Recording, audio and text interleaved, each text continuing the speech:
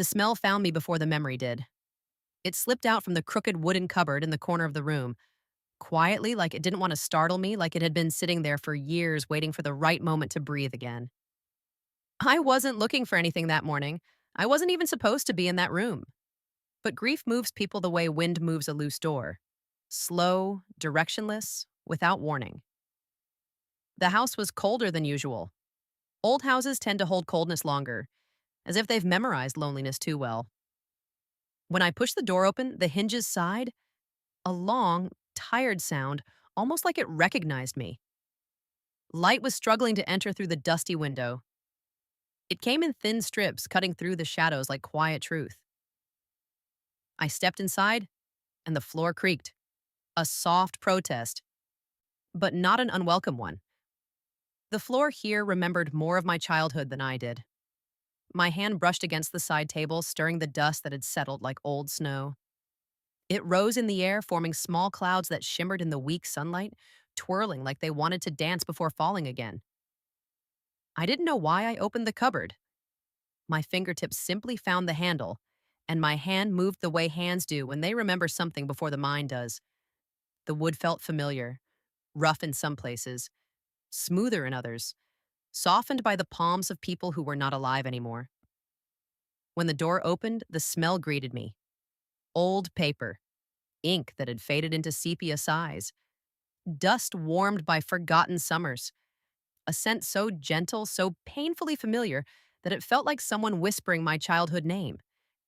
It hit me softly, almost apologetically, and then the room began to shift.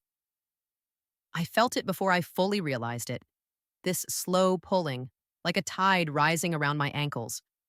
The edges of the room blurred, the air thickened, and a quiet warmth crawled into the space around me. I closed my eyes. Not intentionally, more like my body knew it needed to. The memory was coming, and memories like this required darkness to bloom. Suddenly, I was small again, 8 years old, sitting cross-legged on the cold wooden floor of my grandmother's library, my knees touching the hem of my cotton dress. The light was different in those days, brighter, softer, like it had been washed daily with care. The windows were wide open, and outside the world smelled of wet earth and sun-warmed leaves. My grandmother always said the monsoon made the heart remember things it didn't know it had forgotten. And there, in that library full of books taller than me, I believed her. I could hear the old fan overhead, its blades cutting through the thick summer air, pushing it around the room like a tired guardian. I could feel the smoothness of the floor beneath my hands, cool against my palms. I could see the patterns of sunlight dancing on the walls as the leaves outside swayed lazily. But it wasn't the visuals that broke me. It was the smell. The same smell that had drifted out of the cupboard just moments ago. A scent that belonged to a life I never quite learned to hold on to. When I opened my eyes, I was standing in the present again. Older, quieter, and carrying too many years in my bones. The room around me was colder than the memory. The walls felt tighter. The air felt heavier. I lifted the first book I could reach. The spine cracked gently like a stiff joint waking up after decades. Dust rose from its cover in a soft cloud, sparkling as the sunlight caught it. My fingers trembled. Not from fear, not from sadness, but from recognition. Books remember what people forget. They keep time differently. They hold stories without demanding anything in return. This one, the one in my hands, still had the faint stain from the day I spilled my grandmother's tea on it. I wasn't supposed to be drinking tea at 8, but she always said some rules were meant to be bent if the heart needed warmth. My thumb brushed the stain, faded, but still there. And just like that, the air around me shifted again. The smell grew deeper, warm, ancient, comforting in a way that made my eyes sting. I sat down on the floor because my legs felt too heavy to keep carrying the moment. The wood beneath me groaned, remembering the weight of the girl I once was. For a long time, I didn't open the book. I just held it against my chest, letting the scent settle into me, letting it fill the hollows I'd kept empty for years. I didn't realize how deeply I'd missed that smell or the child who used to run to it. The house was silent except for the slow clicking of the clock in the hallway. Tick, pause, tick.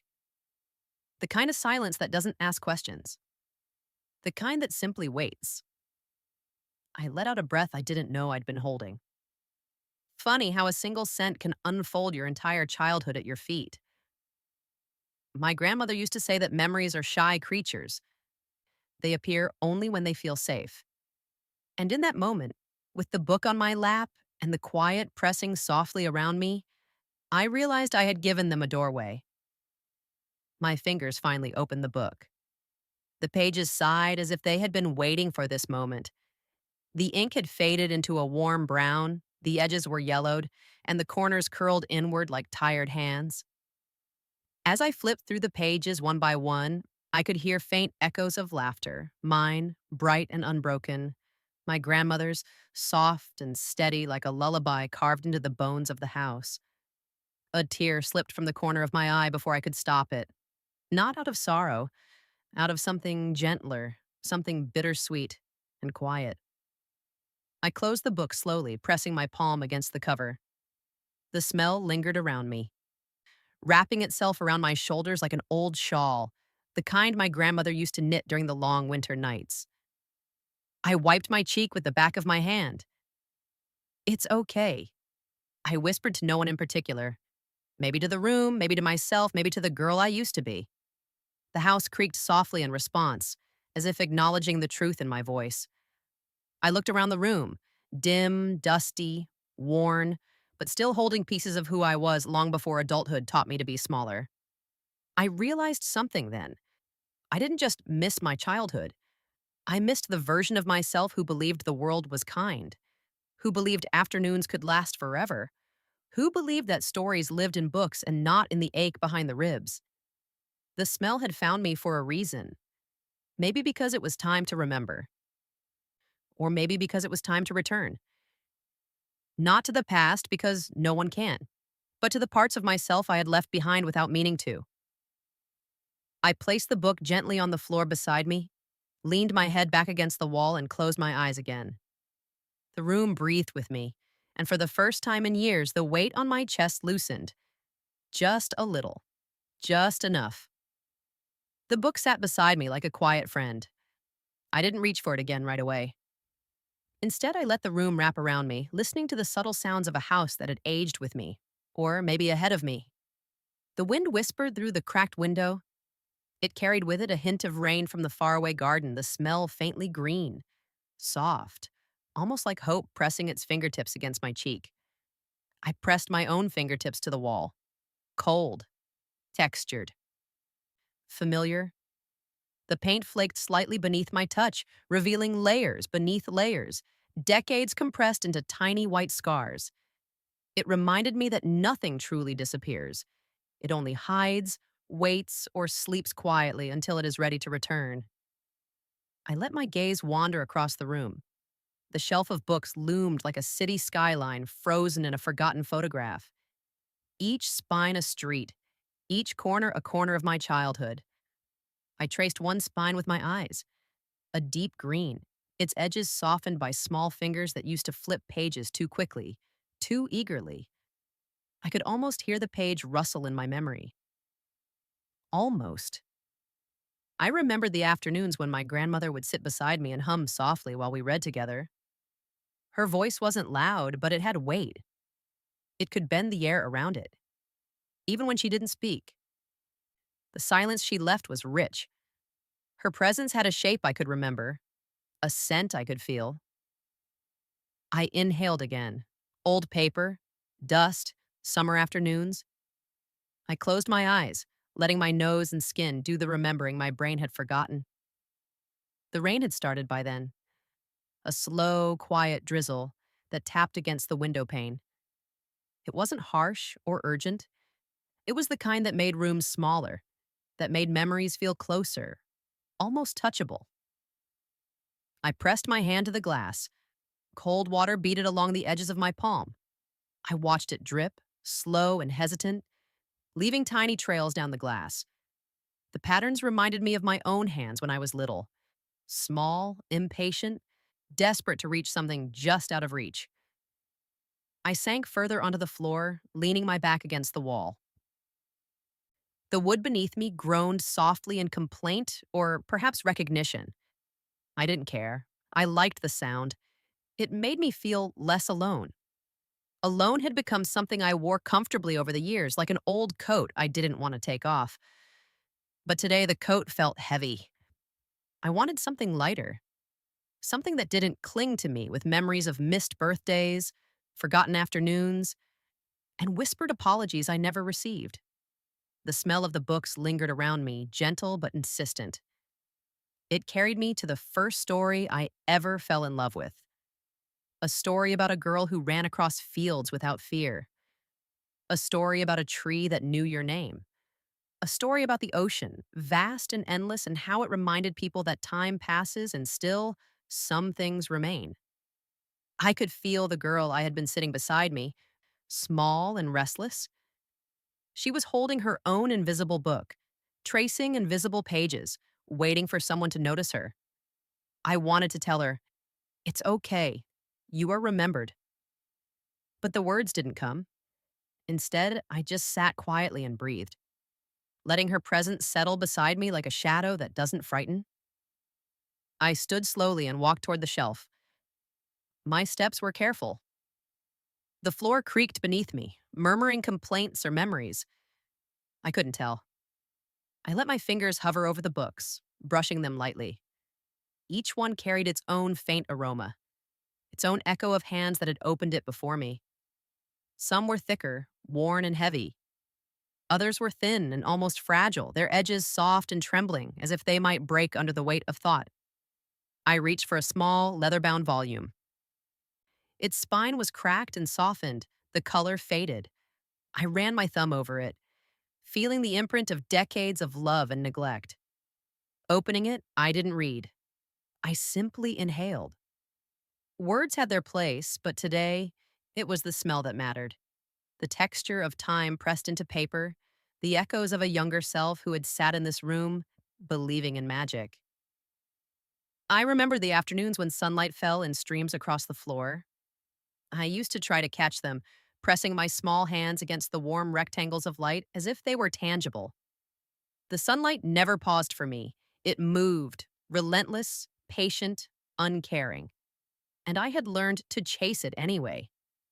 I sank back onto the floor again, letting my back rest against the wall. The rain's rhythm became a kind of heartbeat, slow, steady, and intimate. It reminded me that even the smallest things, drops of water, sighs of wind, the soft crack of a book spine, can carry weight. Memories, I realized, were like rainwater trickling down a wall. They don't arrive all at once. They start with a drop, a whisper, a scent, then another comes, and another, until the wall is streaked with a story you can finally see. The smell of the old books had been that first drop. I closed my eyes and allowed the memories to flow. I remembered the garden outside, hidden behind tall hedges. I could hear the faint clink of watering cans, the soft thud of soil being pressed into place. I could feel the cool grass beneath my bare feet, soft and ticklish.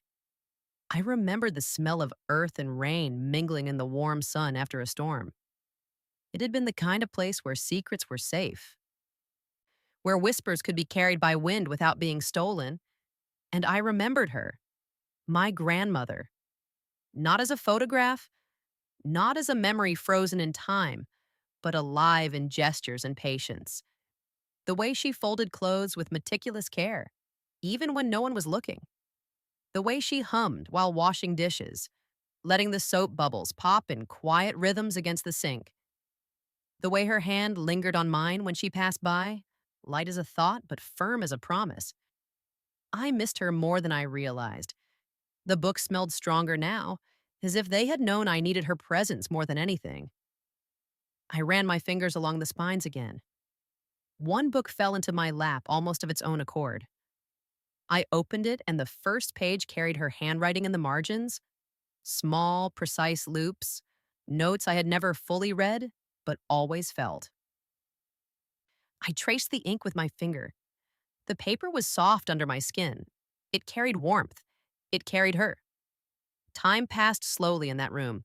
I did not notice the rain stop. I did not notice the shadows lengthen. I did not notice the air cooling as evening crept in like a quiet intruder. All I noticed was that my chest, so long heavy with absence, felt a little lighter. Not healed, not complete, just lighter. The small girl inside me sat beside me, invisible but present. We did not speak. We did not need to. Her hand rested lightly on mine, a tether to what had been lost and yet somehow remained. I realized then that this house, these books, the scent, the rain, they were all vessels. They did not fix anything. They did not answer any questions. They simply held the past, held me, held the promise that some part of our younger selves is always waiting quietly, just beneath the surface, ready to be remembered. The house felt alive in a way I hadn't noticed for years. Every creak of the floorboards, every sigh of wind through the cracked windows, even the faint hum of the old refrigerator downstairs all carried memory. It was not the loud, deliberate kind of life. It was the quiet, secret kind that waited until you were alone and willing to listen. I moved slowly toward the old writing desk in the corner, the one my grandmother had kept for letters she never sent. The wood was smooth and warm under my palms, polished by decades of absent-minded hands. I ran my fingers across the surface, feeling the dents and scratches as though they had stories to tell. Stories of lessons learned, of mornings interrupted, of quiet evenings spent alone with thoughts too heavy for anyone else to hold. A photograph lay face down on the desk. I picked it up carefully. The paper was stiff, yellowed at the edges, curling like old leaves in the wind. I turned it over. It was me. No more than 8, standing in the garden my grandmother had tended. I was smiling, but my eyes told a different story. They held a question I didn't know how to answer then, and I still didn't know how to answer it now. I set the photograph down and opened a drawer. Inside, stacks of letters tied with faded ribbons waited. Some had been opened, some had never been touched. The ink had bled slightly as if the paper itself had cried. I pulled one from the top. It was addressed to someone I couldn't remember. The words were simple, but the weight behind them was immense. I traced the letters with my fingertip. I wondered how many letters I'd left unsent, how many words I'd swallowed instead of speaking, and how many memories I'd hidden under the floorboards of my own heart. The wind shifted, brushing through the broken window pane, carrying with it the scent of wet earth. It moved like a hand over my shoulder. I flinched, startled by how real it felt. I placed the letter back in the drawer carefully, almost reverently. Some things I realized were not meant to be unearthed all at once. Some memories needed time to breathe, to find the right moment to pierce your chest softly instead of ripping it open. I walked toward the window, the old boards creaking beneath me, each step a small confession. Outside, the garden was overgrown, wild in its abandonment, but still alive. The flowers my grandmother had planted had surrendered to time, but a few stubborn blooms remained, defiantly colored, defiantly fragrant. I pressed my hand against the glass. It was cool and damp from the recent rain. I could see my reflection, ghost-like, superimposed over the garden. The girl I had been, the woman I had become. Both staring, neither fully satisfied with the other. The room was silent, but silence has a voice of its own. It whispered questions I wasn't ready to answer. Had I lived fully? Had I been present in the moments that mattered? Or had I spent too much time chasing shadows, waiting for things to return that would never come back? I turned back to the desk. Another book caught my eye, small and worn, its cover soft from years of being held. I opened it. Inside, the margins were filled with notes in my grandmother's handwriting. Tiny observations about the world, small insights into human nature, reminders that life is fleeting and fragile and beautiful in its imperfection. I read one aloud quietly, almost to myself. Remember, the smallest things can carry the heaviest meaning. I paused. The words echoed in the room, against the walls, through the floorboards, into my bones. I understood them in a way I hadn't before. I left the book open and walked across the room. Each step carried memories: the faint scratch of my shoe against the floor, the whisper of the curtain as I brushed past it, the soft creak of the door hinge as I peeked into the hallway. Everything was familiar, yet unfamiliar. I was a stranger and a child in the same space. I felt the weight of years pressing against me, the quiet, unspoken grief of time passing, of people leaving, of moments slipping through fingers I no longer remembered belonged to me. I paused in front of the fireplace. The hearth was cold, gray with dust, but I could see the faint outline of where flames had once danced. I could imagine the warmth of winter evenings, the smell of burning wood mixing with the faint perfume of my grandmother's favorite tea. I could imagine her humming while sitting in the armchair, knitting, humming, waiting for me to return. I pressed my hand against the stone. Cold, unforgiving, and yet comforting, in a strange, paradoxical way. The rain outside picked up again. It drummed softly against the roof, a rhythm that matched the pulse in my chest. I let it carry me back, moment by moment, memory by memory. A finger pressed against a page of a book, a laugh shared across the garden, a hand resting lightly on mine, and then the first flicker of discomfort appeared. Not sharp, not sudden. A quiet, persistent ache that I had buried under the familiarity of old objects and comforting scents. A question: how long had I left myself waiting in rooms like this? How long had I allowed life to slip past me while I clung to fragments of the past, hoping they would sustain me? I sank to the floor again, leaning my back against the wall. The room seemed to breathe with me. I could feel the tension in my shoulders slowly uncoil, even as a storm built quietly beneath the surface of my chest. The ache of regret, of longing, of missed moments had always been there. It simply waited for the right smell, the right book, the right day to rise to the surface. I pressed my face into my hands. The tears didn't come yet. They lingered behind my eyelids, heavy and patient. I remembered a day when I had run through this very room as a child, chasing sunlight that never paused for anyone. I remembered laughing too loudly, breaking rules, spilling tea, knocking over books. And yet my grandmother had only smiled, quiet and steady, never scolding, only guiding.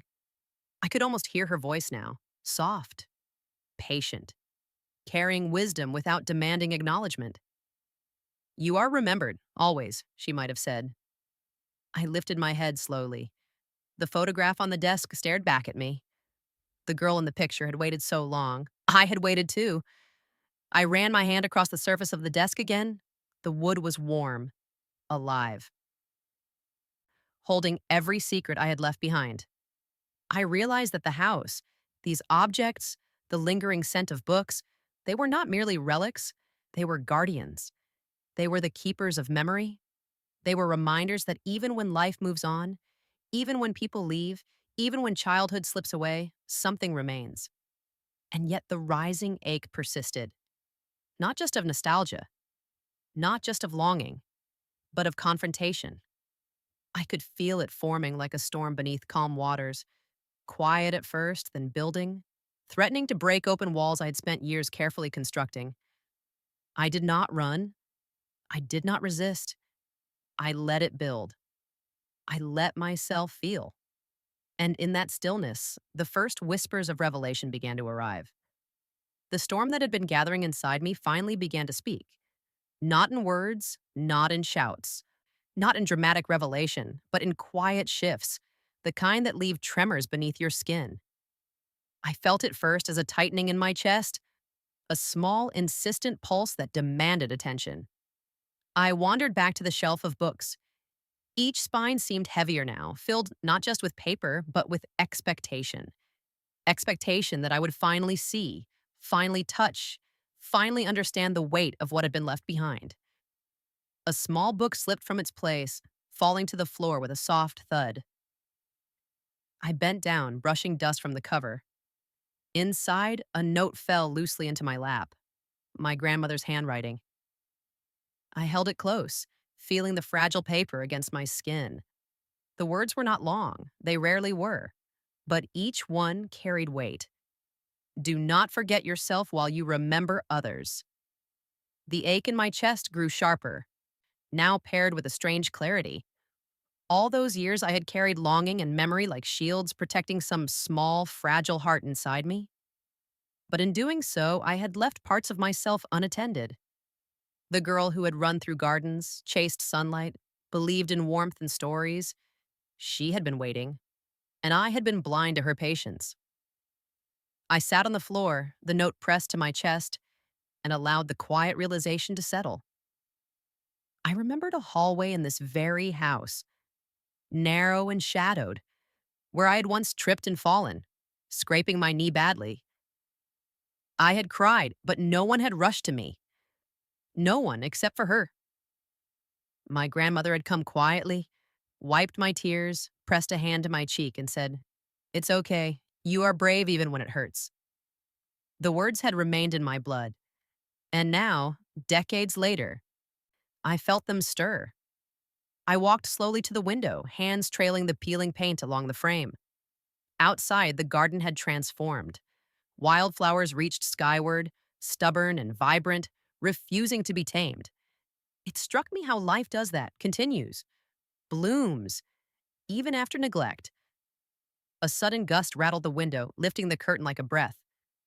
I felt it brush my cheek, and in that small touch, I understood something fundamental.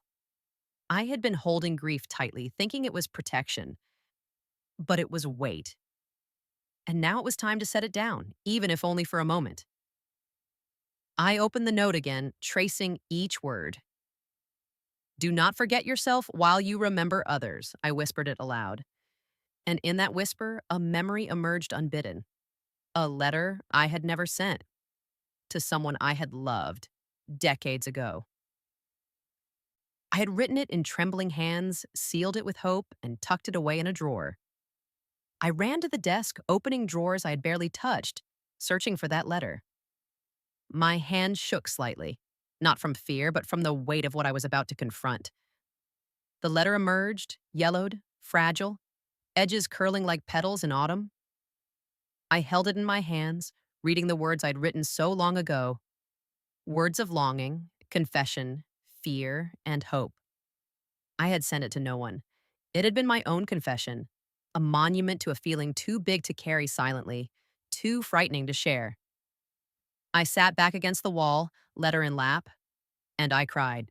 Not loudly, not violently, but softly the way rain falls after a drought, the way old walls absorb the grief of the past quietly.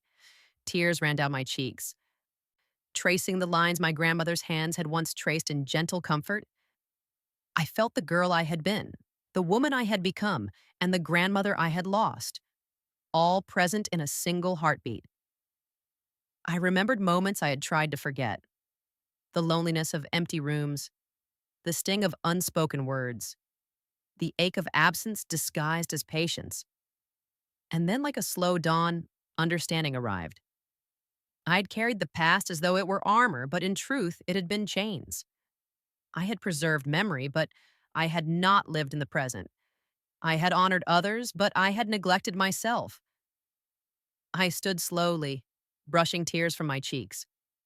The room, the books, the smell, all of it felt alive now, not waiting for me to remember, waiting for me to act. I walked toward the garden door. The hinges groaned softly, a low note of protest or encouragement. I couldn't tell. I stepped outside. The grass was wet, cool beneath my bare feet. A few stubborn flowers brushed my ankles. The world smelled of earth, rain, and new beginnings. I walked among the flowers, letting my hands graze petals. The sun had begun to pierce the clouds, soft rays scattering across the ground like light through crystal. It felt strange to breathe in deeply and not feel grief immediately. It felt almost alien. And yet there it was, a small, quiet peace. I reached the old bench at the far end of the garden. It was rough, worn by rain and sun, splintered in places, yet still sturdy. I sat, letting the wind carry my hair, letting the scent settle into my skin. I held the letter, still fragile, still full of unsent words, and realized that confrontation wasn't always loud. Sometimes confrontation comes in the form of sitting in silence with your own truths, letting the past speak without judgment, letting grief teach rather than chain. I closed my eyes. The rain had stopped. The wind paused as if listening. The garden seemed to hold its breath with me. A memory surfaced, an argument I had had with someone I loved long ago. It had ended in silence, years of silence. The ache of it had never left. I understood then that silence is both enemy and teacher. It can hide truths. It can reveal them too if you're patient enough to listen. I opened the letter again. I traced my own handwriting. I whispered words I'd never spoken aloud. I forgave myself for waiting so long. I forgave the past for leaving me. And in a small, trembling voice, I allowed the possibility that love, true, imperfect, human love, might still be here, somewhere. The garden shifted in the wind. A bird called out. The clouds parted just enough for a soft sunbeam to touch my hands. I realized I was not ready to return to the house just yet. Not completely. Not until I had let this quiet confrontation settle into me. But I also knew that the house, the books, the memories, they would wait, as they had always waited. I pressed the letter to my chest. It felt warm. It felt alive. It felt like a bridge, not to the past, not fully to the future, but to myself. I understood something fundamental. Healing isn't a single act. It's a sequence of quiet steps, small acknowledgments, moments of bravery disguised as gentleness, moments of truth that arrive softly, unexpectedly, like the smell of old books on a rainy morning. The wind shifted again.